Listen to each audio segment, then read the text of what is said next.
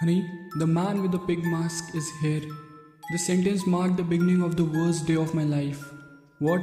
I shouted back as I tried to fix my tie in the bathroom mirror. Who's there? I stepped out into the foyer, my attention still focused on adjusting the knot that was stubbornly refusing to slip into place. The man with the pig mask, my wife said casually as she vanished in the kitchen. The man with the what? I looked up and the words died in my throat. A stranger stood at the front door, a fat man, his flabby waist stretching from one side of the frame to the other. A realistic looking rubber pig mask covered the top half of his face. Other than that, he was completely naked. He took a step forward, his bulbous stomach wobbling with each motion. Flies buzzed around his shoulders and a greasy shine covered every inch of his skin. I stumbled backwards. Who? I stuttered. He didn't pay any attention to my reaction or my presence and stepped closer. I raised a hand to motion him to stop. Cheese or eggs? My wife asked behind me and I turned with a look of pure confusion on my face. Huh? For your lunch break, do you want cheese or eggs on your sandwich? My mouth opened and closed as I searched for words. Couldn't she see that there was something more important going on at the moment?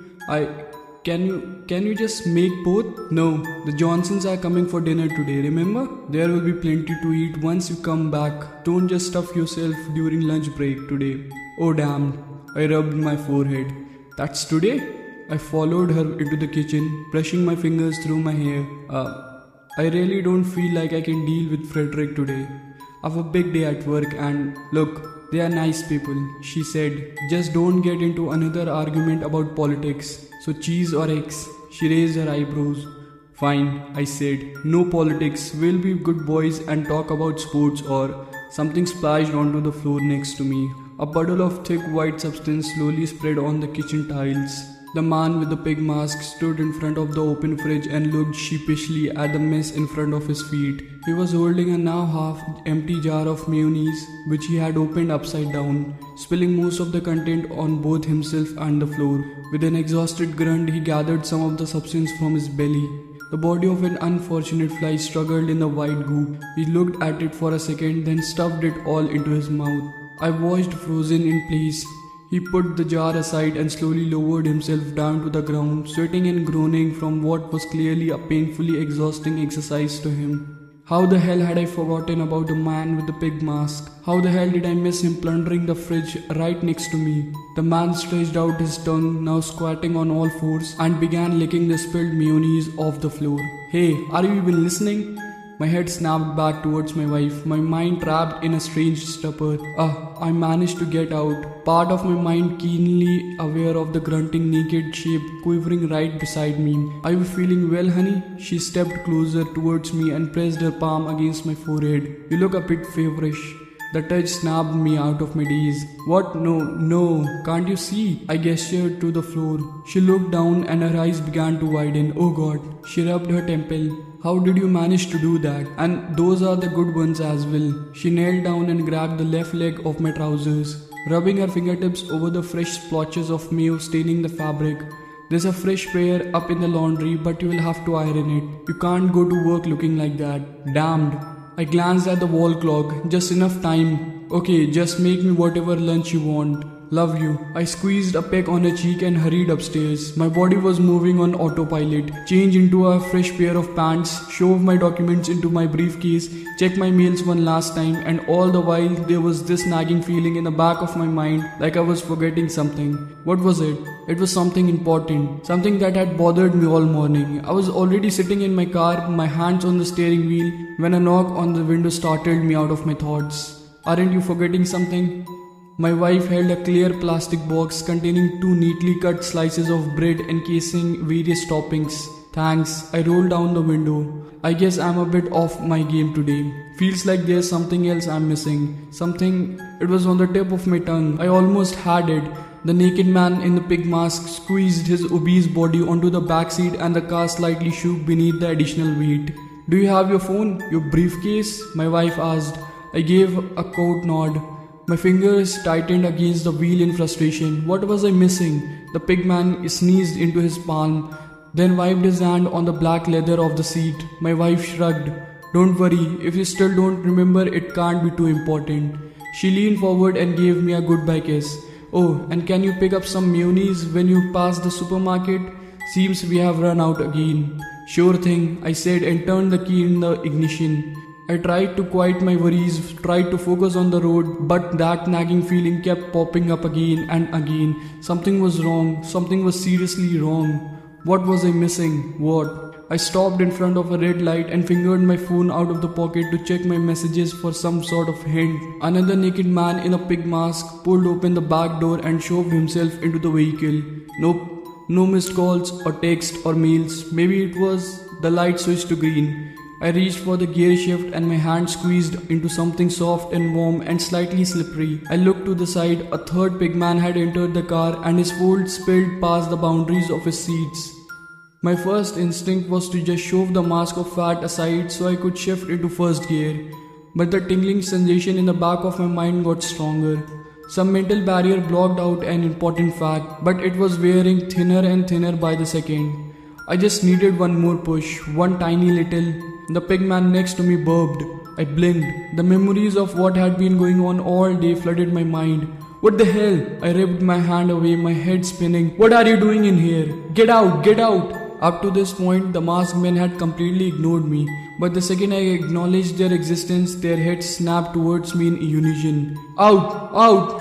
I screamed and started to shove my hands against the one sitting next to me. The original pigman, marked by the dry stain of mayonnaise on his chest, slowly raised his arm and pointed at me, his hand shaking. He let out a high-pitched bestial scream. Spit flew from his lips as his face slowly turned red. His agitation spread to the other two. The man next to me bent to the side, then suddenly lunged forward. His bulging stomach crashed against me, pinning my body against the door. His stubby fingers shoved themselves into my face, awkwardly slapping and shoving. I desperately flailed around trying to fend off the attack while the screams just grew louder and louder. Stop! Get out! Help! My shouts were easily drowned out by the noise of the three strangers. The car rocked back and forth. My attacker shoved himself closer until his chest smothered my face. I opened my mouth to take a break and found myself drowning in an ocean of fat. His greasy skin squeezed tighter against me. Smothering heat, the smell of rancid bacon, a salty taste on my tongue. The feeling of the door handle against my back. I reached out, I pulled, the door opened. I fell backward. Fresh air flooded into my lungs. I twisted back and forth, kicking and pushing, half suspended mid-air and tangled by the seat belt. My legs still trapped beneath the shapeless mass of the pig-masked man. With a jolt, I pulled free and landed on the street. The three men inside my car kept pointing and screaming. A fourth one standing on the opposite side of the road slowly turned his head towards me, then raised his hand. I jumped up, turned around and started running. My lungs burned and my legs ached, but my panic forced me to keep running. The sound of the screams vanished in the distance. Why was I running again? I slowed down and stopped. The memory returned. I started running again, and then I forgot once more and stopped. And then I remembered, and then I forgot. I stumbled through a public park, sweat gathering on my forehead, while his feverish battle raged inside of me. Forgetting, remembering, forgetting. My legs are cramped. My stamina was slowly running out. In the distance, I could already make out my workplace, a tall grey building in the middle of the city. I had instinctively headed towards it. I stumbled through the entrance, wondering where I had left my briefcase and my phone, and then I remembered. And then I forgot. Is everything alright, Paul? Mr. Pearson raised his brows. I blinked. Somehow, I had made it to his office on the 6th floor. His secretary, a young blonde woman who was sitting at a desk next to us, typing something at her computer. Everything alright? Mr. Pearson asked once more. Yes, just some car problems. The inner block that had caused me to forget the pig men was slowly eroding. I could remember them more and more clearly now, and the little episodes during which their existence slipped my mind grew shorter each time, but none of it made sense. Was I going insane? Great, so are the Oxford accounts ready? Yes, I have them right. My fingers grasped the empty air beside me. The documents were in the briefcase. The briefcase was still in the car. The car was filled with fat, sweaty, naked men. I stuttered. I must have mailed you a copy. Great. Mr. Pearson turned to the side. Miss Brown, can you quickly fetch me the printout of the account? His eyes wandered downwards as his young assistant jumped up and started leafing through a stack of papers. He stared at her legs for an inappropriate amount of time and smacked his lips. Well, he mumbled, I have to step out for a moment. He returned back to me, I'll be right back. Look at the account in the meantime, especially the January billings. I nodded, barely able to focus on his words while I struggled to make sense of what had happened earlier. How had nobody other than me noticed the men, and how had I kept overlooking what was going on, and something felt off again. Mr. Pearson had turned to walk away, but instead of heading to the door, he had stepped into the corner of the room. There he stood, slightly swaying and rummaging through his clothes. He snorted loudly, then pulled out a large pink rubber pig mask. The ground seemed to crumble beneath my feet. Sorry, I can't find it, Miss Brown said. She had flipped through the entire stack of papers and was now starting from the top again. It should be in there. Are you sure you mailed it? Yes.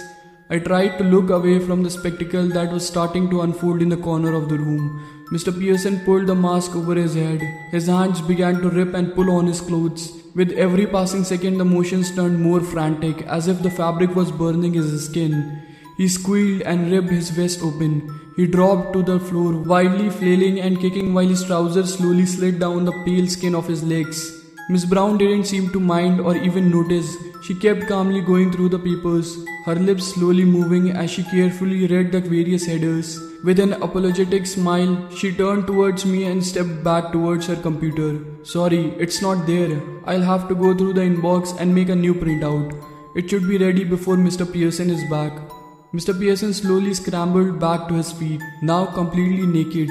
Saliva dripped from the corner of his mouth as he made his way towards us. With a grunt, he slammed his bare groin against the edge of the table and started grinding. I'll send them to you as soon as they are ready, his secretary continued. It will probably take quite some time till Mr. Pearson gets back anyway. He's been vanishing like this a lot these days. She leaned forward, her voice a conspiratorial whisper. I'm pretty sure he heads out to cheat on his diet. He's been gaining weight like crazy the last few months. The desk rhythmically shook along with his groans and squeals. I took a step backwards and swallowed. Yes? I have no idea how I was able to leave the room without completely breaking down right then and there. Remember, I kept telling myself, remember what happened the last time you let one of them know you could see them. I headed into the restroom, leaned against the sink and splashed my face with cold water. I had to get a grip on reality, had to keep myself from falling apart. I stumbled towards one of the stalls, pushed open the door and jumped back with a barely stifled scream. Somebody had ripped the toilet straight out of the wall, leaving a nasty black hole between the ceramic tiles. Instead of a toilet bowl, another naked pig masked man squatted on the ground, covered in various bits of filth. He stared at me. I just stood there and stared back in horror. A co-worker entered the restroom and stepped between me and the naked man on the floor. He entered the stall. He undid the buckle of his belt. He unzipped his trouser. The pig-masked man looked up at him expectantly. Then the thin wooden door mercifully closed and I was spared the sight of what was about to unfold. I fled the scene, but they were everywhere. Here was one in the break room, using the coffee can as a foot bath. Here was one lying on the photocopier, cradling the machine as if it was his lover. Here was one next to the water cooler, relieving himself on one of the office plants. Ignore them, I screamed inwardly. Just ignore them and they will leave you alone. And I reached my desk and stopped dead in my tracks. The pig man with the mayo stain was sitting in front of my computer. He had followed me to work. His face slowly turned until it was looking right at me, gauging my reaction. I swallowed, then forced myself to look away and calmly walked towards the window right next to the desk. I slid it open, humming a tune. He let out a grunt, his eye burning a hole in my neck. My fingers trembled and I closed my eyes and took a deep breath. Just pretend you can't see him. When my eyes opened, he had already lost interest and was back to playing around on my computer. The screen showed dozens of hardcore fetish porn sites open in different tabs. The pig-masked man opened another. A video started to play. Some hairy dude chewed on a pair of dirty socks. The pig-masked man looked at the moving images for a second, then clicked on the next link. Another video. 3 women in a clown makeup having a pie fight. For a second I just wanted to leave. Just wanted to flee this place and run home and hide and forget about all of this. But then what? Would he follow me home again? Would he show up at my doorstep?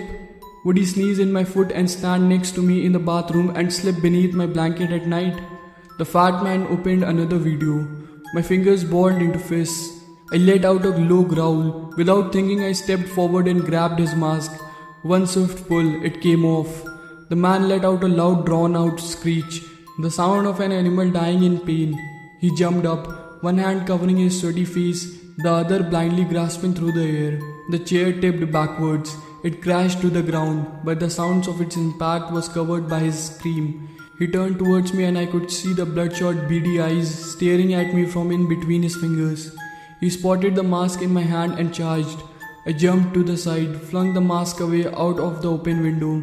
He shoved me aside and lunged after it. His body hit the windowsill and tipped forward.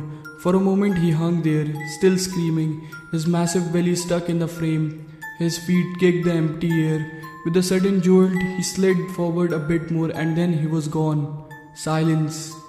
Then an audible splat from the pavement below. I sat there for a moment, utterly stunned. Then I stood up.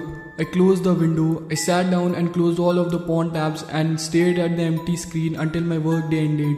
The other masked men were still everywhere around me on my walk home. They huddled in front of electronic stores and stared in awe at the commercials playing on the display screens. Just ignore them, I told myself. They stood in the crowd of spectators at the side of an accident, pointing and laughing. Ignore them. They licked an old chewing gum, stuck on the underside of park benches and rummaged through garbage bins and crawled behind a group of young girls in an effort to peek beneath their skirts.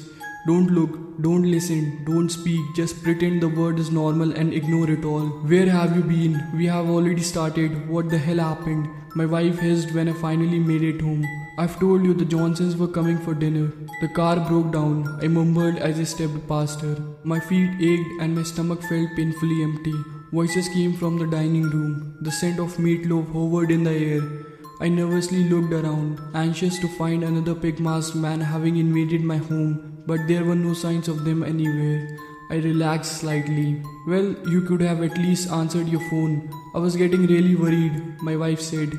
She stepped into the dining room and turned to our guest. Alright, he's here. Apparently the car just broke down. What a hassle.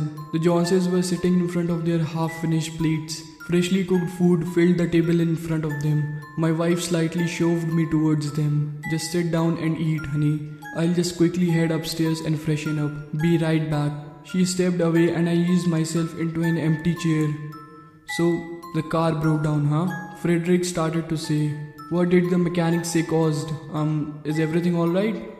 Tears gathered in the corners of my eyes. My fingers grasped the tablecloth so tight it started to be painful. A lone sob escaped my throat. Just ignore it, I told myself. Just pretend everything is alright. But how could I ignore this? My wife hadn't left the room. Instead, she had stepped into a corner where she now stood facing the wall, slightly swaying. She rummaged through her clothes for a second and then she pulled out a big brand new rubber pig mask.